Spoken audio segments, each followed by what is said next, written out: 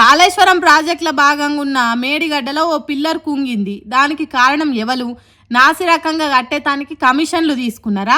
అవినీతి జరిగిందా? ఎవరెవరు దాంట్లో భాగమైనరనేది మొత్తానికి తెలుసుకునే తానికి పీసీ ఘోష్ కమిషన్ అందరిని అడుగుతున్నది. అగో అట్లనే ఈటల రాజేందర్ను పిలిచి అడిగిందట.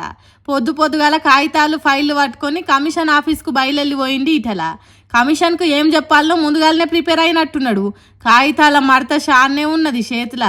బీజేపీ కార్యకర్తలు లీడర్లు ఎంటరాంగా బందోబస్తుగా బయలుదేరిండు. అటెనక బయటికి వచ్చినాక కమిషన్ ఏం అడిగింది, తాను ఏం చెప్పిండు అనేది చెప్పిండు. కాళేశ్వరం కట్టిన డిజైన్తోని మీకేమన్నా సంబంధం ఉన్నదా అని అడిగిండ్రట. దానికి ఈటల రాజేందర్ నాకు ఇసుమంత అంటూ కూడా లేదు డిజైన్తోనని చెప్పిండట. అంటే కాదు, కాళేశ్వరం పేరుతోని రుణాలు తెచ్చిండ్రు, దానికో కార్పొరేషన్ పెట్టిండ్రు, దాని మీద ఆర్థిక మంత్రిగా మీకేమైనా అధికారం ఇచ్చిండ్రా అని అడిగిండ్రట.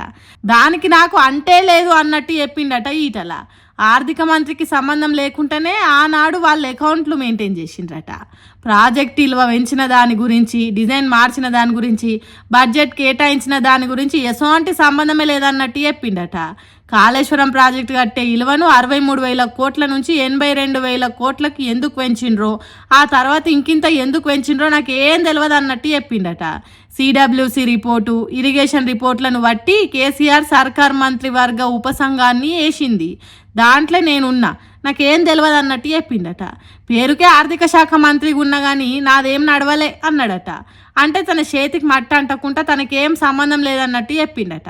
మరి చూడాలి, అందరి విచారణ అయిపోయినాక కమిషన్ ఎవల పాత్ర ఏంటిది, ఎవరు ఏం చేసిండ్రు, ఆర్థిక మంత్రికి తెలియకుండా బడ్జెట్ ఎట్లా కేటాయిస్తారనే వాటన్నిటికీ కమిషనే సమాధానం చెప్తుంది ఆఖరికి అని అంటుర్రు కాళేశ్వరం ముచ్చట్లు తెలిసినోళ్ళు.